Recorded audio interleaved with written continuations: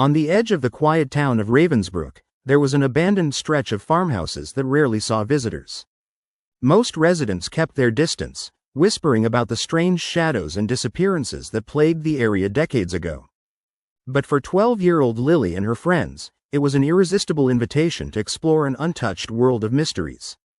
One overcast Saturday afternoon, Lily, her best friend Jason, and her little brother Max decided to sneak into the abandoned farmhouses.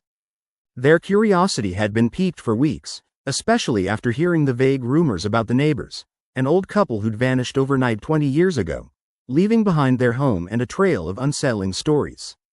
No one dared to venture close, but the kids were reckless and eager.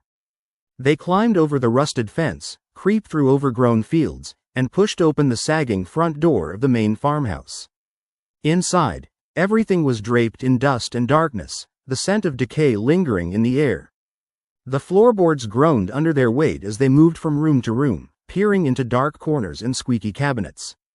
Suddenly, Max froze, his eyes widening. "Hey, guys, look at this," he whispered, pointing to a small, oddly shaped woodbox in the corner of the kitchen. It was weathered and splintered, but carved into the lid was a strange symbol, a circle with 3 dots in the center.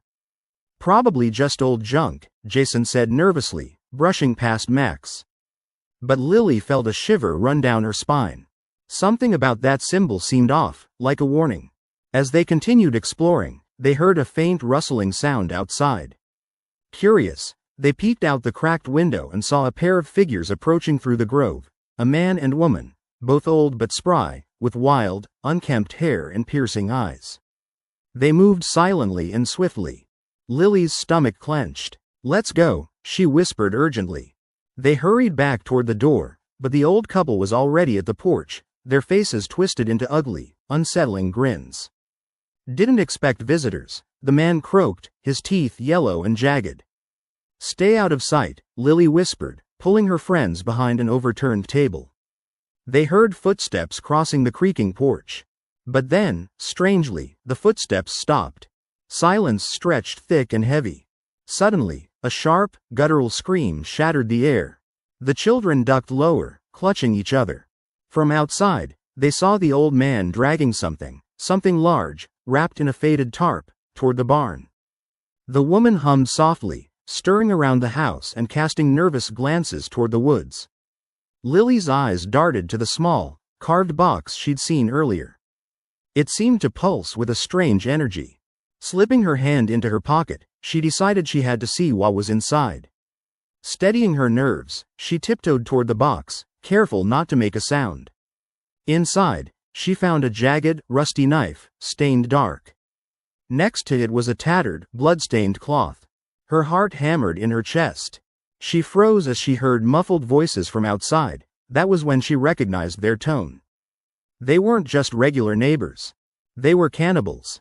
And they had been for years. She gulped, feeling bile rise in her throat. Her mind raced to connect the dots. The disappearances, the strange symbols, the locked cellar of old photographs and animal bones she'd seen in the basement during her brief glance years ago. Now she understood the truth. Those neighbors weren't just creepy, they were monsters, slaughtering anyone who dared come close. A shattering sound echoed behind her. She spun around and saw Max, eyes wide with terror, clutching a small bone. "They're eating people," he whimpered. Jason's face was pale. "We have to get out of here, fast." Suddenly, the front door swung open with a deafening bang. The old man appeared, looming over them like a beast. His teeth gleamed in the dim light. "You shouldn't have come here, children," he rasped. Lily's mind went into survival mode. She grabbed Max and Jason's hands, whispering, "Run." They sprinted toward the woods, hearing the pounding footsteps behind them. Branches scraped their faces, roots tripped them, but they kept going, hearts pounding. The old couple's shouts grew distant, but the sense of lurking danger never left. Finally, breathless and trembling, they burst out of the woods and back onto the safety of their town. They didn't stop running until they reached their homes, wide-eyed and shaken. That night, Lily couldn't sleep. She kept staring at the shadows dancing on her ceiling, thinking of the old neighbors, how they had hidden their horrors behind a facade of normalcy. She realized the true terror. Sometimes, monsters aren't lurking in stories, they live next door. Over the next few days, authorities searched the old farmhouses, but they found no bodies. Just empty, dark spaces and a chilling silence. Still, Lily knew the truth.